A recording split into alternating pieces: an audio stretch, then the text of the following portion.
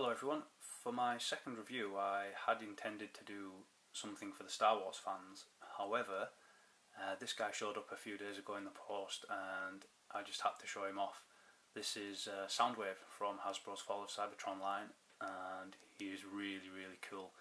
You can just see on the box there they've cut the corner off for some reason, but you get this cool image of Soundwave, his laser beak on his shoulder there, and if we turn it around you can see Ravage and Frenzy, Ratbat and Rumble. And on the reverse side you can see Soundwave in his robot mode and his little Cybertronian vehicle mode here. This is some communications truck. Decepticon logo there. And if we take him out of the box, here we can see him in robot mode. At first I thought he was a little bit small. This is the Voyager class size, but having seen a few others of this line, the Optimus Prime, the Shockwave, they're all smaller than him, so he's actually a pretty decent size. But if I just take him to one side for the moment, I want to show you this. Now this is Laserbeak. You can see he doesn't have much detail on his head there. I think the Generation 1 Laserbeak he had golden eyes. I think he might have had a Decepticon logo on his head there, but there's not much detail on this one. However, when he does turn into his data disc mode, he does look really cool. Really simple transformation. We just fold this bit down like so, and then the two wings slide in, and there he is. You can see his little Decepticon logo there, and get quite a lot of detail on the underside of him. That looks really cool, and you can just see this button in the middle there. The main feature of this toy is that he transforms when you drop him, which is pretty cool. If we just take a look at the underside of the box, you'll see that you can actually get other data discs. These come in these little purple cases here. I think you can get them on eBay for about £20 for all four of them. And when we get to the toy, you'll see that in his chest cavity he fits in about maybe 3 of these things. This toy does have really good articulation. We'll start to take a look with his legs. You can see his hips move there, his knees move, as do his feet. He has also got a waist, so he will bend forwards. His arms are really good. He's got these ratcheted elbow joints and his shoulders there. He's also got this second joint here. If that's his shoulder and that's his elbow, I'm not sure anatomically what that would be called, but it's pretty cool all the same. You see his hands will move around there. You may also notice on this hand here, he's sort of moulded with a trigger finger. He doesn't actually come with a second weapon.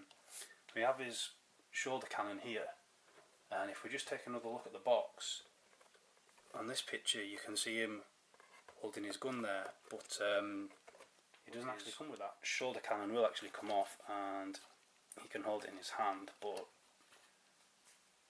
this is Soundwave, he should have a shoulder mounted cannon, so I usually just leave him there. This is a really good toy. It looks great and it feels good. It's got a good weight to it, and he does have good balance.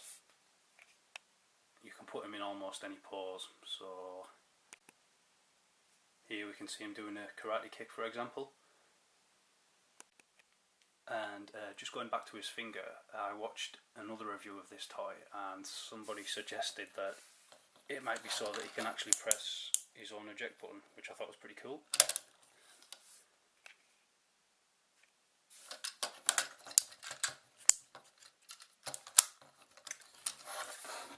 So let's take a look at his transformation. We'll take off his gun, and then we'll just fold his arms up, bring his wheels around to the front, and then these little joints here, these little hinges come down and these fold into place. You can see there's like a little circle there, a little peg which clips into this hole.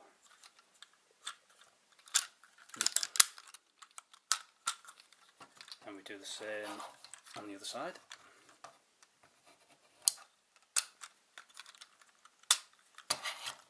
And then these two parts fold together, and there's two little pegs on this side, and the gap for them is on that side there. So they just close over.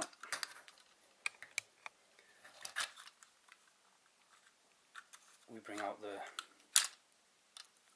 slidey part there from the back. This is also a little slider that comes out and folds down. And then this whole piece slides back up, and this will become the roof. Just push that back in out of the way for now. The rest of his hands fold down into place to form the sides. I click in that. Same on this side, make sure his fist's out of the way. And then his whole midsection is like a little knuckle joint. This just comes away and folds around this way and locks into place, and then spin these wheels around, which I forgot to do earlier. I just turn all the way around until they stop turning, and the same on this side.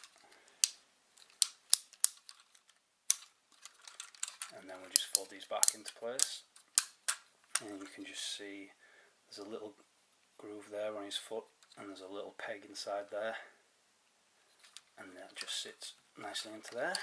And the same with this one.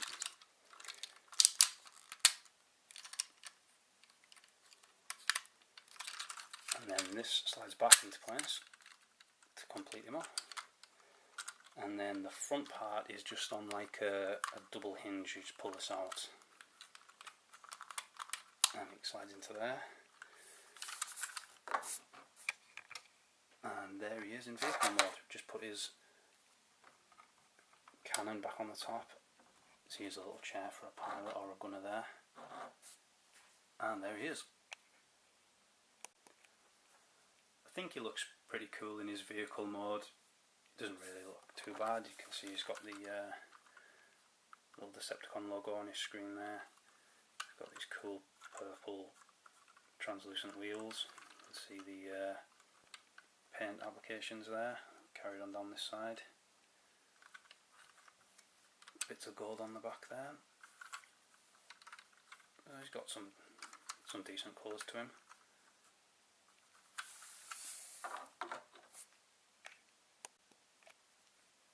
Soundwave does fire out his data discs while he's in his vehicle mode, but using the magic of video editing, I'm going to turn him back to robot mode and show him that way. This is the coolest part of the toy, or it would be if it worked properly.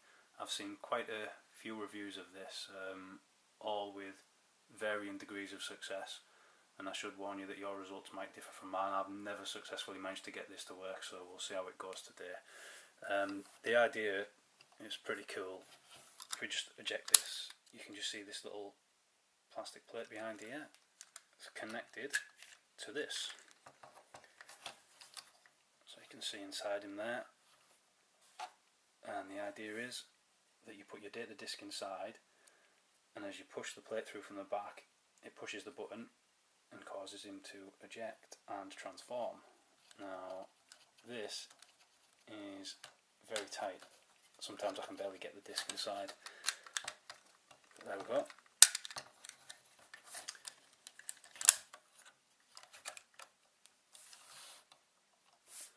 So let's see if this is going to work.